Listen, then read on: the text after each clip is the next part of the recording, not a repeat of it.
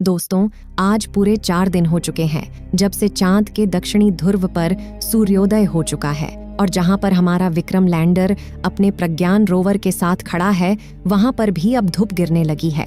ऐसे में अब हर एक भारतीय के मन में एक ही सवाल है कि आखिर अभी हमारा चंद्रयान 3 किस हाल में है? क्या वो फिर से जागकर अपना कार्य करने लगा है? दोस्तों, इसरो ने इस वक्त एक बड़ा खुलासा किया है जिसे सुनकर दुनिया की तमाम स्पेस एजेंसियां भी हैरानी में पड़ गईं। आखिर क्या है वो हैरान कर देने वाली बात जिसे इसरो ने कहा है? आइए दोस्तों, आज के इस वीडियो के माध्यम से मैं आपको पूरी जानकारी देती हूँ। लेकिन दोस्तों, इससे पहले आप हमारे चंद्रयान 3 के फिर से जागने की दुआएं कमेंट बॉक्स में जरूर करना और इसी तरह की इंफॉर्मेटिव वीडियोस के लिए हमारे चैनल को सब्सक्राइब जरूर करना। दोस्तों, आज 4 दिन बाद भी इसरो की ओर से हमें इस बात की कोई जानकारी नहीं मिल रही है कि आखिर हमारा चंद्रयान 3 अभी किस हाल में है। क्या अब चंद्रयान 3 फिर से कभी नहीं जागने वाला? ऐसे कई सवाल हैं जो आम लोगों के मन में पैदा हो रहे हैं। लेकिन मैं आपको बता दूं कि अभी यह पूरी तरह से पक्का नहीं हुआ है कि हमारा चंद्रयान 3 अभी कभी नहीं जागने वाला, बल्कि अभी भी इस बात की भरपूर संभावना है कि हमारे विक्रम और प्रज्ञान के कंप्यूटर फिर से चालू हो जाएंगे। लेकिन आखिर कब तक? दोस्तों, चंद्रमा का दक्षिणी ध्रुव बहुत ही ज्यादा रहस्यों से घिरा हुआ है और इसी वजह से आज तक भारत के अलावा दुनिया का कोई भी देश वहां पर अपना अंतरिक्ष यान नहीं भेज पाया। चंद्रमा के दक्षिणी ध्रुव पर सूर्य की काफी कम रोशनी पड़ती है और जब वहां पर रात का समय होता है तो तापमान करीबन -200 डिग्री सेल्सियस से भी नीचे गिर जाता है। ऐसे में चांद का वो हिस्सा आज भी विज्ञान को चुनौती दे रहा है। भारत द्वारा दूसरे ही प्रयास में चांद के दक्षिणी ध्रुव पर सॉफ्ट लैंडिंग करना कोई छोटी मोटी बात नहीं है और अपनी इसी सफलता की वजह से आज इसरो दुनिया की टॉप लीडिंग स्पेस एजेंसी की लिस्ट में शामिल हो गई है।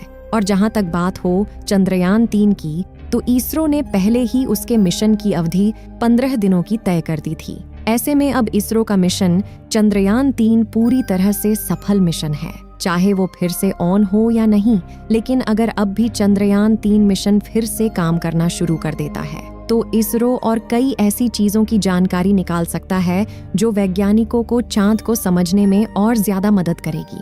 लेकिन दोस्तों, इस वक्त हर कोई इसी इंतजार में है कि आखिर कब फिर से हमारा चंद्रयान 3 काम करना शुरू करेगा, या फिर चांद की उस भयानक दुनिया की उस खून जमाने वाली ठंड में हमारे विक्रम और प्रज्ञान भी कहीं जम ना गए हैं। दोस्तों, अभी तक इसरो के वैज्ञानिक दिन रात करके इसी कोशिश में लगे हैं कि वो जल्द से जल्द हमारे चंद्रयान 3 से कनेक्शन बना सके। लेकिन निराश कर देने वाली बात यह है कि पूरे 4 दिनों बाद भी वैज्ञानिक इस बात का पता लगाने में कामयाब नहीं हो पाए कि हमारे विक्रम और प्रज्ञान जिंदा है भी या नहीं।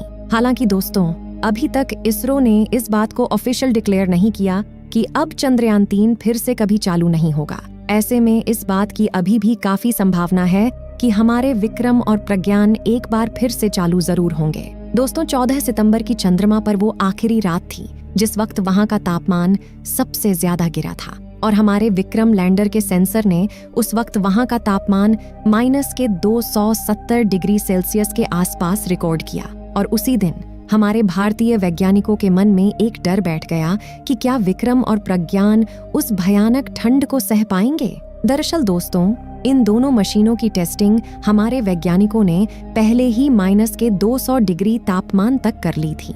लेकिन जब चंद्रमा पर तापमान जब और ज्यादा गिर गया तो वैज्ञानिकों को भी इस बात पर शक होने लगा कि कहीं हमारे वो दोनों शूरवीर उस भयानक ठंड में अपना दम ना तोड़ दें। लेकिन दोस्तों, 22 तारीख को सूरज की पहली किरण के बाद वहां का तापमान भी 25 से 30 डिग्री सेल्सियस के आसपास हो गया है, जिसमें कोई भी कंप्यूटर बेस्ड डिवाइस आसानी से काम कर सकता है।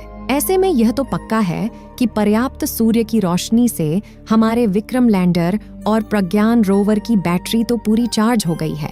लेकिन अभी तक उन दोनों से कांटेक्ट ना बना पाना हमारे भारतीय वैज्ञानिकों के लिए काफी चिंता का विषय है। हमें इस बात का भी डर सता रहा है कि कहीं सच में अब वो दोनों शूरवीर कभी जिंदा ना हो। लेकिन दोस्तों, अपने 15 दिनों की अवधि में ही उन्होंने चांद की उस अंधेरी दुनिया के ऐसे कई रहस्यों से पर्दा उठा दिया जो आज तक बड़ी बड़ी स्पेस एजेंसी भी नहीं कर पाई। दोस्तों, आपको बता दें कि जब आखिरी बार हमारे प्रज्ञान और विक्रम ने पृथ्वी पर जानकारी भेजी तो उसमें वैज्ञानिकों को पता चला कि चंद्रमा की धरती पर सल्फर भी काफी मात्रा में मौजूद है और सल्फर वो तत्व है जो वैज्ञानिक कार्यों के लिए सबसे ज्यादा काम में आ सकता है। लेकिन जैसे ही ये जानकारी भारतीय वैज्ञानिकों तक पहुंची तब तक चंद्रमा पर रात होने का समय हो गया। इसलिए इसरो के वैज्ञानिकों ने बिना देरी किए आगे की सभी रिसर्च को रोक दिया और विक्रम और प्रज्ञान को स्लीप मोड में डाल दिया। हालांकि दोस्तों, जब चंद्रयान 3 को पृथ्वी से लॉन्च किया गया तो इसकी मिशन अवधि मात्र 15 दिनों की ही तय की गई थी, क्योंकि वैज्ञानिकों का मानना था कि वो 15 दिनों के अंदर चंद्रमा की सतह से महत्वपूर्ण जानकारी निकाल लेंगे। और प्रज्ञान रोवर के अंदर कुछ ही सेंसर लगे थे जो ज्यादा खोजों को अंजाम नहीं दे पाएंगे। लेकिन वैज्ञानिक तो हैरान तब हुए जब विक्रम और प्रज्ञान ने एक के बाद एक ऐसी कई खोजों को अंजाम दिया जिन्हें नासा भी अपने 50 सालों के मिशन में नहीं कर पाया। अब अगर हमारा चंद्रयान 3 फिर से जिंदा नहीं भी होता है तो भी इसका मून एक्सप्लोरेशन में योगदान बहुत ज्यादा होने वाला है। इसके आगे की खोजें भी बहुत जल्द हमारे वैज्ञानिक चंद्रयान 4 के माध्यम से अंजाम जरूर देंगे। दोस्तों, बेहद कम तापमान की वजह से इस बात के भी ज्यादा चांस है कि उन दोनों की बैटरी में कोई खराबी आ गई हो। लेकिन हमारे वैज्ञानिकों का कहना है कि उन्होंने इसकी बैटरी में काफी ज्यादा एडवांस टेक्नोलॉजी का इस्तेमाल किया है जिससे वो इतनी आसानी से खराब नहीं होने वाली। लेकिन -250 डिग्री की ठंड को झेल पाना इतना भी आसान नहीं है। अगर हमारे प्रज्ञान रोवर और विक्रम लैंडर की बैटरी सही सलामत रहती है तो ये एक बार फिर से चांद पर रिसर्च करना शुरू कर देगा और इस बार वहां पर हाइड्रोजन गैस की तलाश की जाएगी, जो कि रॉकेट फ्यूल का मुख्य तत्व है।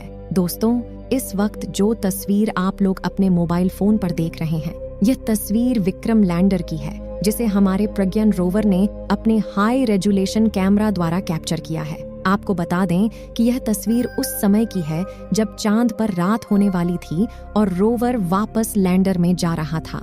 इसमें आप देख रहे हैं कि चांद की सतह पर अंधेरा होने के कारण वो कितनी चमकदार दिखाई दे रही है। जिस समय चंद्रयान का प्रज्ञान रोवर चांद पर रिसर्च कर रहा था तो उस वक्त चांद का तापमान 20 से 35 डिग्री सेल्सियस के बीच था। ऐसी कंडीशन में रोवर को जितना समय मिल पाया उसने कई सारे तत्वों की खोज की और वहां के तापमान की जानकारी को वैज्ञानिकों तक भेजा और साथ ही वहां के प्लाज्मा रेडिएशन के बारे में भी स्टडी करके विक्रम लैंडर को जानकारी दी। लेकिन दोस्तों, इस वक्त सभी की निगाहें टिकी हैं तो वो सिर्फ इस पर कि कब इसरो के वैज्ञानिक यह कहे कि हमने विक्रम से अपना कनेक्शन बना लिया है। दोस्तों, ऐसे तो हमें अपने भारतीय वैज्ञानिकों की काबिलियत पर पूरा विश्वास है कि वो किसी भी तरह से एक बार फिर से विक्रम लैंडर और प्रज्ञान रोवर से अपना संपर्क बना लेंगे। लेकिन जब बात -250 डिग्री सेल्सियस तापमान की होती है तो अभी भी हमारे दांत कांपने लगते हैं। ऐसे में वैज्ञानिकों में इस बात का डर भी छाया हुआ है कि कहीं इस खतरनाक ठंड में प्रज्ञान रोवर का कंप्यूटर सिस्टम फेल ना हो गया हो, क्योंकि दोस्तों -200 डिग्री तापमान के बाद कंप्यूटर में लगी चिप्स में भी दरारें पड़ने लगती हैं। ऐसे में हमें इस बात की कोई जानकारी नहीं है कि हमारा प्रज्ञान रोवर फिर से जिंदा होगा या नहीं, लेकिन इस बात पर हमें पूरा यकीन है कि इसरो के वैज्ञानिक तब तक हार नहीं मानेंगे जब तक उन्हें विक्रम और प्रज्ञान का कोई सबूत नहीं मिल जाता है, क्योंकि उन्होंने चंद्रयान 2 को भी ढूंढने के लिए 2 महीने तक लगातार मेहनत की थी। तो दोस्तों, आशा करते हैं कि हम एक बार फिर से चंद्रयान से संपर्क बनाने में जरूर कामयाब होंगे। लेकिन उसने आज तक जो भी रिसर्च की वो भी हमारे बेहद मूल्यवान है। अब आप कमेंट बॉक्स में चंद्रयान 3 के इस छोटे से जीवन काल का शुक्रिया जरूर अदा करना जिसने हमें चंद्रमा को नजदीक से दिखाया। ऐसे ही अंतरिक्ष जगत से जुड़े तमाम वीडियो पाने के लिए हमारे चैनल को सब्सक्राइब जरूर करना। मैं मिलूंगी आपसे बहुत जल्द एक नए वीडियो के साथ।